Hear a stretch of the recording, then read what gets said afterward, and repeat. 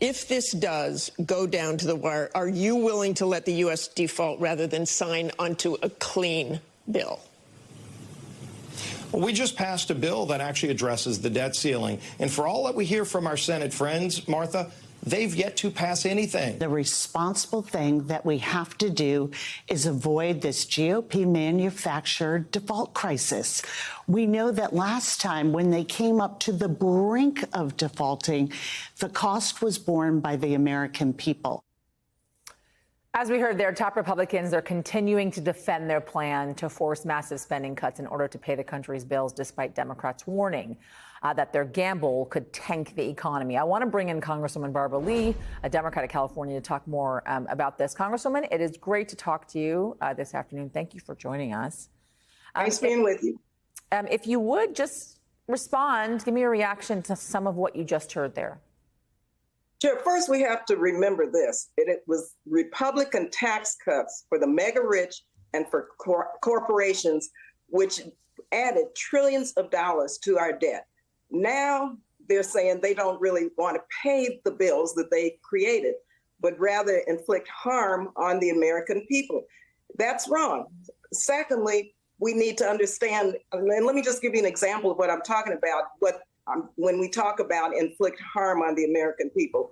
In Speaker McCarthy's district, for example, defaulting on the debt would lose 6,700 jobs in his district. About 285,000 people, including veterans, would lose health care. This is in Speaker McCarthy's district. Social Security payments would be jeopardized for about 75,000 people in Speaker McCarthy's district. Here in my state of California, we would lose many college students in terms of making college more expensive if we defaulted. 800 and some thousand students would experience more costs than going to college. College is very expensive. 35,000 preschool and child care children would lose their child care and preschool services. So it's a very risky game that they're playing, and they need to stop it. They need to go on and do what we always do, and that's pay our bills. So message received, they need to stop it. What's going to happen, though, right? Because everyone, it seems like, is digging in their heels. McCarthy beholden to the right wing of his party, wanting major cuts in order to avoid defaulting. And it doesn't seem like Democrats are on board with that. It doesn't seem like the president is on board with that either. Where does this go? Well, first of all, we need to de-link, and I'm glad the president is saying he's not going to negotiate on paying our bills. He will negotiate on the budget. I serve on the budget committee and on the appropriations committee. We do this. We negotiate a budget and our spending levels for what we intend are our priorities in terms of spending federal tax dollars. But you pay your bills. You don't negotiate about paying your bills. So we'll have to keep fighting. We'll have to keep remembering that the American people are the ones we have to speak directly to so that they can get to their Republican representatives and let them know that they want to keep their health care. They don't want to lose their jobs. They don't want to lose their Social Security. And they do not want to have to feel the impact of the harm in terms of being taken hostage just to pay our own bills. You just don't do that to people. Congresswoman, a couple things as well I want to get to while I have you. First and foremost, some of what's going on when it comes to ethics, possible ethics violations within the Supreme Court, and how Chief Justice John Roberts has said he will not appear, despite being asked, of course, by the Senate to appear before the Judiciary Committee to look into this.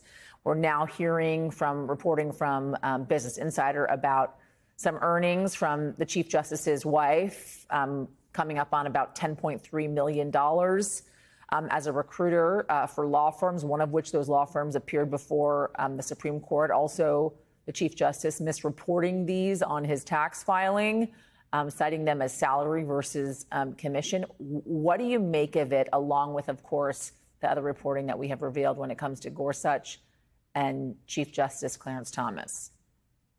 You know, Yasmin, no wonder people have lost faith and trust in the Supreme Court. It's really outrageous. First of all, they need to have a code of ethics. They need to be honorable and ethical. And we see now that they're not.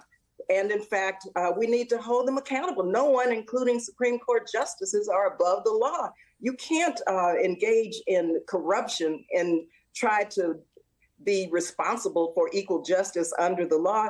You know, the corporate environment that has seeped into court decisions, the corruption that we see now that is coming forth with these justices really inform me particularly as to why now we see that the people of our country have just lost faith in the Supreme Court.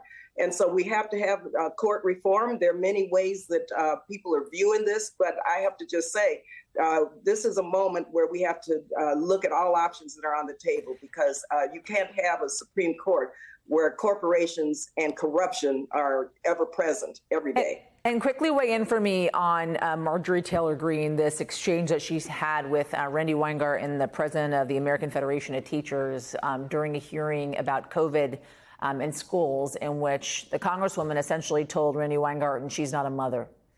And Randi Weingarten has consistently identified herself as a mother by marriage. Yeah.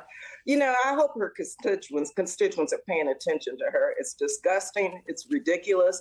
And once again, we're seeing who she is and what she believes in. And, you know, she's been stripped of her committee assignments before behind such outrageous types of statements. And believe you me, this is wrong. This, again, shows who she is. And really, I hope her constituents really see how she values and, well, what her values are. And this exemplifies those values, which are just immoral, unethical, and wrong. Congresswoman Barbara Lee, as always, it is a pleasure.